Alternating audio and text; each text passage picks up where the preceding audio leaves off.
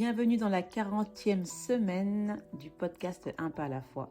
Nous abordons le thème du discipulat avec un trimestre qui sera dédié à la destinée.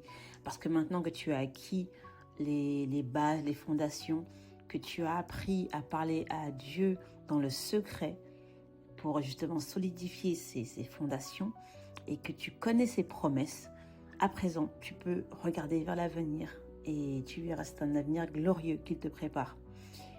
Donc nous commençons avec le thème du discipulat parce que Dieu nous demande d'être ses disciples. Il a dit que c'est par nos fruits que nous allons reconnaître que nous sommes ses disciples. Nous allons lire dans le livre de Matthieu, le chapitre 28, versets 19 à 20. Allez, faites de toutes les nations des disciples, les baptisant au nom du Père, du Fils et du Saint-Esprit, et enseignez-leur à observer tout ce que je vous ai prescrit. Et voici, je suis avec vous tous les jours jusqu'à la fin du monde. Bon, ce verset dit beaucoup de choses. Je vais peut-être pas tout couvrir, mais l'idée c'est que là, on passe aux choses sérieuses. Maintenant que toi, tu as été enseigné, on te demande à ton tour d'enseigner et de faire des nations des disciples. Donc, une chose est sûre, c'est que assure-toi d'être déjà bien enseigné. Parce que il est dit dans un autre verset, dans Jacques chapitre 3, verset 1, « Mes frères, qu'il n'y ait pas parmi vous un grand nombre de personnes qui se mettent à enseigner, car vous savez que nous serons jugés plus sévèrement. » Bon, en gros, je vais être jugé plus sévèrement, quoique j'estime que c'est de l'exhortation et pas de l'enseignement, mais bon. En gros, sois sûr que ce que tu reçois de Dieu soit la vérité. Et la vérité est éprouvée à travers sa parole. Comme je l'ai dit précédemment, parfois on va se contenter d'écouter des prêches, mais il est important de challenger ce qui nous est enseigné par la parole.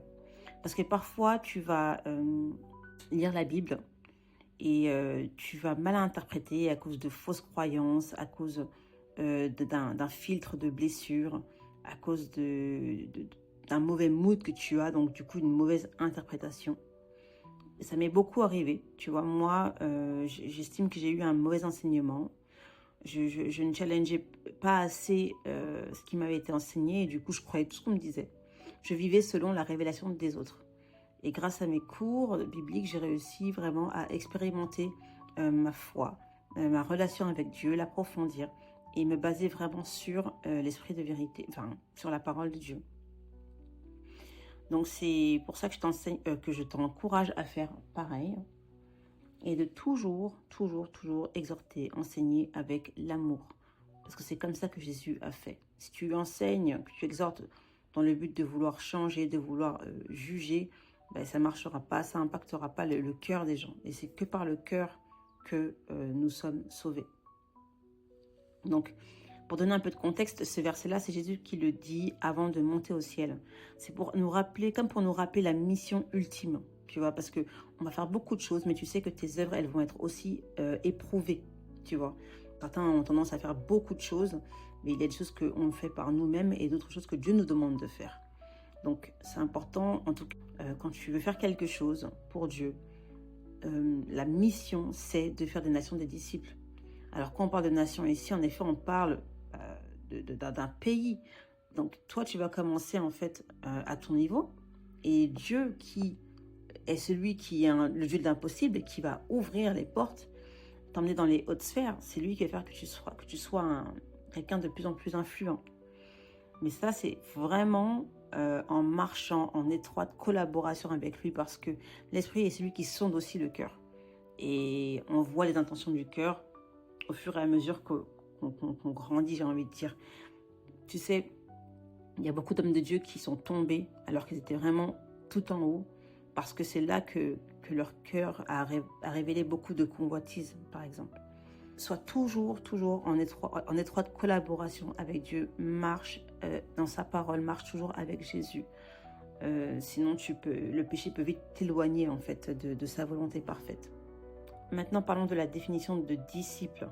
J'ai regardé dans le dictionnaire, donc être disciple, c'est avoir une discipline. Et avoir une discipline, ça veut dire avoir des règles de conduite communes aux membres d'un même corps.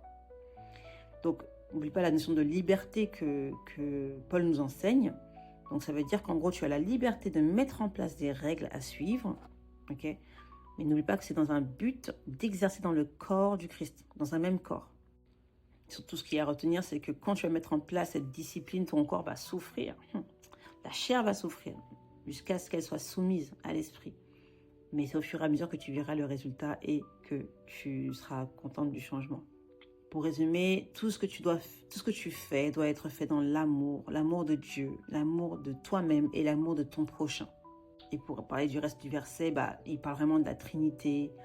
Il parle du fait qu'il est avec nous jusqu'à la fin du monde. Nous ne devons pas seulement regarder à ce qui est visible. Il ne faut vraiment pas oublier la partie spirituelle. C'est cette vérité dans laquelle nous devons vivre. Parce qu'il y a une réalité de deux royaumes, auquel le royaume de Dieu et le royaume des ténèbres. Or, nous sommes du royaume de Dieu.